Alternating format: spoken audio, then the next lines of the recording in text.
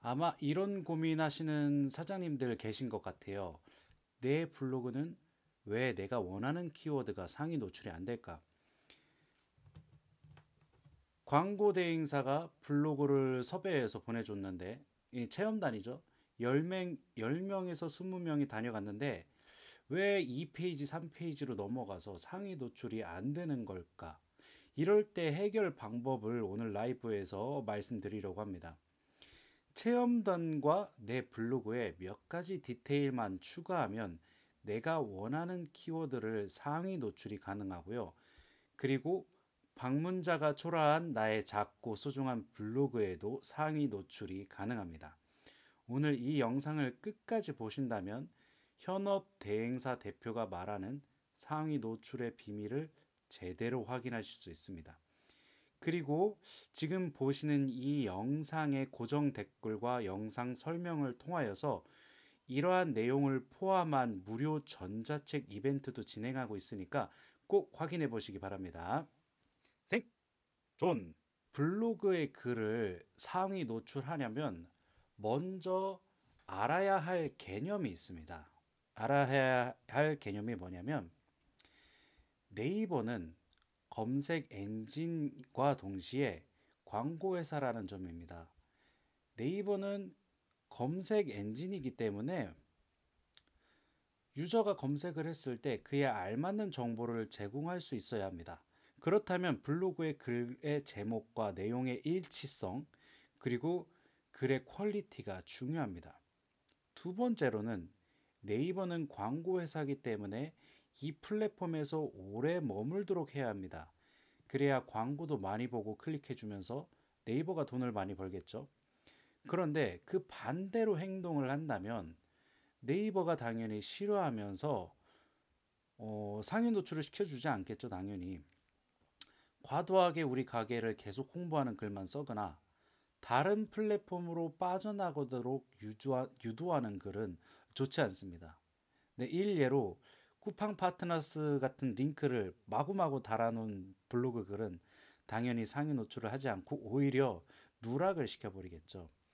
그렇다면 위 두 가지 원칙에 따라서 사람들이 원하는 정보를 잘 제공하는 블로그, 네이버가 돈을 많이 벌도록 좋은 글을 많이 쓴 블로그, 위 두 가지를 잘하는 블로거를 네이버가 당연히 좋아하고 상위로 노출시켜 줍니다. 이와 같이 상위 노출을 잘 되는 블로그를 우리는 일명 최적화 블로그라고 부릅니다. 그렇다면 저의 목표는 명확해집니다. 앞서 말씀드렸던 네이버가 좋아하는 블로그를 직접 키우거나 네이버가 좋아하는 블로그를 가진 블로거를 직접 섭외하는 방법입니다. 이 용어는 저희가 시장에서 정해 놓았습니다. 첫 번째 경우는 브랜딩 블로그죠. 사장이 직접 자신의 블로그를 키워서 상품이나 서비스를 홍보하는 방법이고요. 두 번째는 체험단입니다. 지수가 높은 블로그를 활용하여서 나의 가게나 브랜드 제품을 홍보하는 것입니다. 그럼 먼저 체험단을 먼저 한번 알아보겠습니다. 앞서 말씀드린 바와 같이 체험단을 아무나 몇 명, 20명, 10명, 20명 부른다고 상위 노출이 되는 가능성은 낮습니다. 상위 노출의 이 타율, 야구가 비록 지긴 했는데 이 타율을 높이려면 두 가지 원칙을 지키면 됩니다. 생각보다 간단한데요. 첫 번째는요. 내가 노출하고 싶은 주요 키워드를 이미 노출하고 있는 블로거를 직접 섭외하는 겁니다. 두 번째는 주요 키워드를 이미 노출하고 있는 블로거보다 지수가 높은 블로거를 섭외하는 방법입니다. 어, 어떤가요? 생각보다 간단한 방법 아닌가요? 이 중 첫 번째 제가 경험한 바로 가장 타율이 높았던 방법은 이미 주요 키워드를 노출하고 있는 블로거를 직접 섭외하는 방법입니다. 이 방법은 제가 PC 화면을 보면서 여러분들이랑 직접 진행해 보도록 하겠습니다. 일단 네이버에서 내가 원하는 키워드를 이미 상위 노출하고 있는 블로거를 불러와야 됩니다. 네이버에서 내가 원하는 주요 키워드를 검색해 봅니다. 제가 진행하고 있는 업체의 사례로 한번 해볼게요. 충남 당진 삽교호 맛집으로 한번 검색을 해보겠습니다. 이렇게 검색을 해보면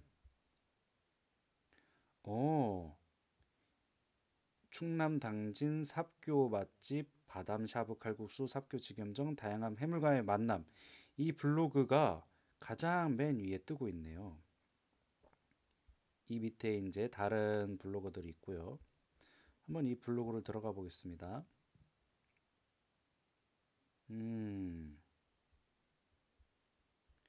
영상도 이렇게 편집해서 올려주셨고 사진도 깔끔하게 많이 올려주셨고 글씨체 이런 것도 되게 신경을 많이 쓴 모습입니다. 네, 되게 솜씨가 좋은 블로거여서 이 블로거를 직접 섭외하고 싶다면 어떻게 해야 될까요? 보시면 이 헤이버디 사이트도 굉장히 깔끔하게 잘 해놓으셨는데요. 여기 보면 핫한 곳으로 모험을 떠나는 버디, 비숑 북구도 함께 간다 이렇게 돼 있고 이렇게 협업문이라는 걸 남겨놓으셨습니다. 보시면 협업문이 이렇게 하고 이메일 주소를 남겨놓으셨죠. 네, 이 이메일로 직접 메일을 보내면 됩니다. 이렇게 전업 블로거를 하시는 분들은 주로 이렇게 항상 협업을 어떻게 할지 기다리고 있습니다. 그러면 저희 같은 자영업자들은 이렇게 협업 문의를 하기를 원하는 분들을 직접 섭외하면 되는 겁니다. 보면 하루에 717명 정도 방문하는 블로거네요.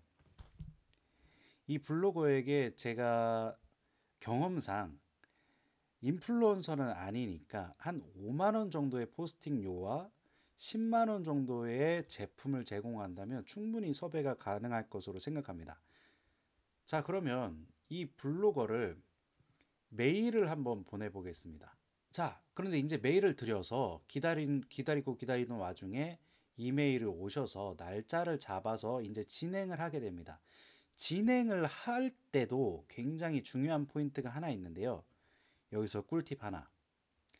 방문하는 블로거의 연락처를 꼭 받아 놓으시기 바랍니다. 이게 장사를 하다 보면 10명 이렇게 막 왔다 갔다 하니까 이 블로거에게 혹시 번호 남겨주실 수 있을까요? 다음번에 또 협찬을 의뢰드리고 싶을 때 연락 개인적으로 드리고 싶어서 이렇게 드리고 싶은데 바쁘다 보면 이렇게 연락처를 받아놓는 걸 깜빡할 때가 많거든요. 그래서 꼭 블로거가 오시면 혹시 연락처 받을 수 있을까요? 그리고 이거 포스팅이 된 다음에 저한테 링크도 좀 공유 부탁드립니다. 이렇게 해주시면 좋습니다. 네. 그러면 이제 다녀간 그날 문자를 한번 드리면 좋습니다. 누구누구님 오늘 방문은 어떠셨나요? 방문 시 혹시 불편하셨던 점은 없으셨는지요? 이렇게 문자를 주게 되면 블로거가 이분 참 배려가 깊으신 분이구나. 그리고 내가 오늘 다녀갔는데 빨리 블로그에 글을 올려야겠다라는 한번 알람의 기능도 하면서 이렇게 CS의 기능까지 같이 하게 됩니다. 그래서 방문한 블로거는 꼭 연락처를 받아놓는 걸 꿀팁으로 한번 드려보겠습니다. 자, 그런데 제가 아까 타율이 가장 좋은 방법이라고 했잖아요. 그런데 1번 주요 키워드를 노출하고 있는 블로거를 직접 섭외를 실패할 경우도 있습니다. 당연히 뭐 그런 경우가 뭐 허다하겠죠. 이 주요 키워드를 노출하고 있는 블로거를 직접 섭외를 실패했다. 그럴 경우에는 제가 지금 제시하는 2번 키워드로 진행을 해야 되는데요.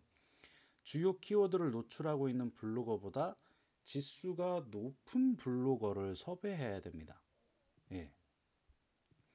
그러면 어떻게 이 블로거보다 지수가 높은 블로거인지 확인할 방법이 있어야 되잖아요. 그 간단한 방법을 한번 여러분들이랑 알아보겠습니다. 일단 먼저 해당 블로거가 내가 진행하고자 하는 업종 카테고리를 지속적으로 많은 포스팅을 했던 블로거가 전제되어야 합니다. 아무리 방문자가 많고 지수가 좋더라도 맛집을 진행해야 되는데 IT 블로거를 데려오거나 도서 블로거를 데려온다면 상위 노출이 어려울 수도 있습니다. 그나마 조금 붙는 카테고리는 여행이 카테고리가 되겠죠.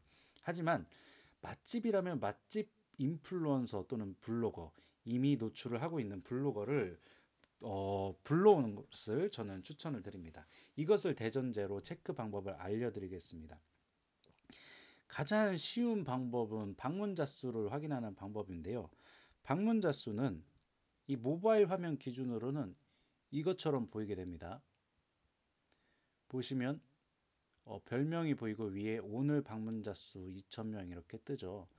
두 번째는 게시글 수인데요. 여기 보시면 여기는 제 핸드폰 화면으로 캡처했기 때문에 홈 편집이라고 떠 있지만 여기 보통 서로 이웃 추가 버튼이 있거든요. 여기 줄 3개가 있잖아요. 이 줄 3개에서 3개를 클릭하게 되면 이런 화면이 나옵니다. 네. 이 줄 3개를 클릭하면 카테고리에서 전체 글 개수 124개 뭐 이렇게 뜨잖아요. 이 글 개수가 124개를 발행했다는 그런 내용입니다. 이 글 개수가 내가 섭외하고자 하는 블로거가 글 개수가 더 많은 블로거를 섭외하면 되겠죠. 첫 번째로는 방문자 수가 1방문자 수가 내가 지금 원래 상위 노출하고 있는 블로거보다 많아야겠고, 두 번째로는 전체 글 개수가 내가 상위 노출하고자 하는 이 키워드를 먼저 노출한 사람보다 훨씬 더 많은 글을 발행한 사람, 이 두 가지가 전제되면 좋습니다. 마지막으로는요, 네이버에서 공식으로 지정한 인플루언서면 더 좋습니다. 인플루언서를 접속하게 되면 이렇게 인플루언서라는 이런 화면이 뜨면서 이런 인플루언서만의 화면이 뜨게 되거든요. 요새는 검색을 했을 때 이 사람이 인플루언서다라는 게 원래 초록색 글씨로 조그맣게 확인할 수가 있었는데 그게 뜨지 않거든요. 그걸 확인하는 방법은 검색한 사람의 글 제목 말고 글 제목 옆에 별명, 계정명을 클릭하게 되면 얘가 인플루언서인지 아닌지 확인을 할 수 있으니까 그 방법으로 이 블로거를 섭외해서 내가 원하는 키워드를 노출시켜 봤을 때 이미 노출하고 있는 블로거보다 경쟁 순위를 위로 올라가서 상위 노출을 먹을 확률이 높다는 거 여러분들이 알아두셨으면 좋겠습니다. 생존! 이 주요 키워드를 먹는 것만큼이나 중요한 작업이 있습니다. 바로 서브 키워드를 추출해서 서브 키워드도 먹는 방법이 있는데요. 먹는 방법입니다. 이 서브 키워드는 비교적 경쟁이 적기 때문에 내가 블로거를 시작했다라면, 사업을 시작한 지 얼마 안 돼서 이 사업을 홍보하는 블로거를 키우는 입장이라면, 또는 블로거들을 섭외하긴 했으나 그 해당 블로그가 조금 블로그 지수가 낮은 블로거라면 이 서브 키워드들을 효과적으로 배분을 해서 해당 블로거들이 뒤로 처지지 않고 서브 키워드로 상위 노출을 쫘라락 먹게 해서 내가 주요 키워드뿐만 아니라 서브 키워드까지 먹는 상위 노출하는 사업자가 될 가능성이 높습니다. 이 서브 키워드를 추출하는 방법을 오늘 여러분들이랑 함께 공부해 보도록 하겠습니다. 자, 서브 키워드 추출 방법 3가지입니다. 첫 번째는 키워드를 쪼개는 법입니다. 키워드를 쪼개는 것 중에는요, 지역을 쪼개는 방법이 있는데요. 이게 중요한 것은 넓은 지역으로 간다고 더 높은 키워드가 아니라는 겁니다. 더 오히려 좁은 지역으로 갔을 때 경쟁 강도가 높다면 그것은 키워드를 쪼개는 게 아니라 더 뭉치는 방법이거든요. 오히려 약간 넓혔을 때, 키워드를 넓혔을 때 경쟁 강도가 낮다면 그게 오히려 지역 키워드를 쪼개는 방법입니다. 그렇지만 흔히 지역 키워드를 쪼개는 방법은 조금 좁히는 방법이 되는 건 맞긴 맞습니다. 이제 만약에 제가 충남 천안에서 하고 싶다 그러면 충남 천안에 어느 동까지 가면 좋겠죠. 천안 맛집 이 키워드보다는 뭐 복명동 맛집, 쌍용동 맛집, 불당동 맛집 이런 식으로 분류를 하는 방법이 좋습니다. 그런데 불당동 맛집을 하려고 했더니 해당 키워드가 너무 경쟁 강도가 세다. 그러면 여기서 또 지역의 키워드를 세분화하는 방법이 있는데요. 주변에 있는 랜드마크를 활용하는 방법입니다. 저는 이 방법을 활용해 가지고요. 10명 방문하는 블로거도 상위 노출을 시켜봤는데요. 만약에 관광지라면 이 관광지랑 연관되어 있는 키워드를 활용해 보는 겁니다. 제가 진행하는 이 충남 당진의 삽교 관광지에는 놀이동산이 유명한데요. 그럼 놀이동산과 맛집을 연결하는 키워드, 놀이동산 근처 맛집, 이렇게 랜드마크와 맛집, 랜드마크와 근처 맛집 이런 키워드를 연결할 수 있겠죠. 그 다음에 놀이동산 말고도 함상공원이 있거든요. 그럼 함상공원 맛집, 함상공원 근처 맛집 이런 키워드로 갈 수도 있고, 만약에 그 지역에서 지역 그 인들이 부르는 그 지역 키워드가 있습니다. 그 지역만의 동네 이름이 있거든요. 예를 들면 하늘공원이 있는 어느 지역, 예를 들면 어느 사거리 이런 키워드들이 있잖아요. 그 키워드들을 꼭 한 10개 이상은 추출을 미리 해보시기를 추천드립니다. 그러면은 전체 아까 말씀드린 천안 맛집 이 키워드보다는 어느 사거리 맛집, 어느 놀이동산 맛집, 어느 농협 앞 맛집, 국민은행 앞 맛집, 사거리 국민은행 근처 맛집 이런 식으로 서브 키워드들을 지역에서 이제 추출할 수 있는 거겠죠. 추가적인 이제 아까 지역은 이제 첫 번째 방법이고, 두 번째 업종을 세분화하는 방법이 있는데요. 이것도 되게 생각보다 간단해서 쉽습니다. 어떻게 하는 거냐면요. 업종이 있으면 만약에 맛집이다 그러면 메뉴를 하나하나 세분해서 적는 겁니다. 횟집이면 광어, 요새 잘 먹는 대방어, 요새 잘 먹는 석화 이런 기준으로 당진 석화, 삽교 석화, 삽교천 석화, 놀이동산 석화, 함상공원 석화 이런 식으로 여기 뒤에다가 이제 메뉴만 바꿀 수 있겠죠. 땡땡 방어, 땡땡 대방어, 땡땡 방어 이런 식으로 이렇게 서로 엇갈리게 교차해서 키워드를 조합하기 시작하면 서브 키워드들이 수백 개가 나오겠죠. 이 세 번째는 연관 검색어와 관련 검색어를 추출해서 서브 키워드를 알아내는 방법입니다. 이거는 제가 쇼츠로도 올린 바 있는데 한번 PC 화면을 같이 보면서 요건 또 알아보도록 하겠습니다. 네, 이렇게 삽교만 검색해 보니까 당진 삽교 이렇게 하니까 여러 가지 키워드가 뜨죠. 네, 놀이동산, 맛집, 카페, 숙소, 조개구이. 여기 보면 놀이동산, 카페, 숙소, 조개구이라는 서브 키워드를 획득했습니다. 한번 삽교만 한번 쳐볼게요. 삽교만 치니까 날씨, 칼국수, 조개구이, 맛집, 드론쇼 이런 게 있습니다. 삽교, 드론쇼 보고 나서 갈 근처 맛집 이런 식으로 키워드 진행이 또 가능하겠죠. 또 드론쇼에 대한 정보를 블로그에 또 제공해 놓는다면 이 블로그 안에서 드론쇼를 보다가 정보를 보다가 또 해당 맛집으로 연결을 할 수가 있죠. 이렇게 연관 키워드들을 볼 수가 있습니다. 이렇게 키워드가 있다면 화면 캡처나 이렇게 복사를 해놓고 진행하면 되겠습니다. 그 다음 방법 제가 뭐를 말씀드렸죠? 관련 키워드입니다. 관련 키워드는요. 네이버 광고 안에서 활용이 가능합니다. 네이버 광고를 검색해서 들어가셔서 여기 보시면 네이버 검색 광고 도구인데요. 여기 도구에서 키워드 도구를 들어가시면 여기서 검색을 해볼 수 있습니다. 지역을 빼고 그 해당 키워드만 검색해 보는 겁니다. 저희 업종 중에 업종 있는 횟집으로 한번 해볼게요. 횟집을 보니까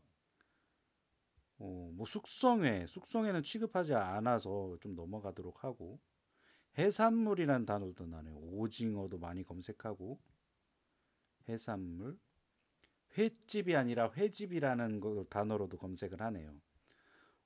좋습니다. 일식도 있고요.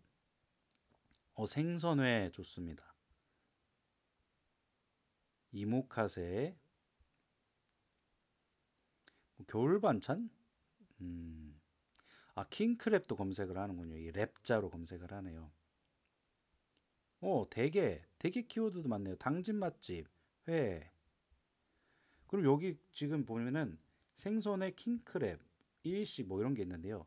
저희가 진행하고 있는 그 지역 키워드에서 이 키워드들이 검색이 되는 양인지 한번 또 알아보겠습니다. 삽교호 플러스 여기 아까 추출한 서브 키워드 오징어.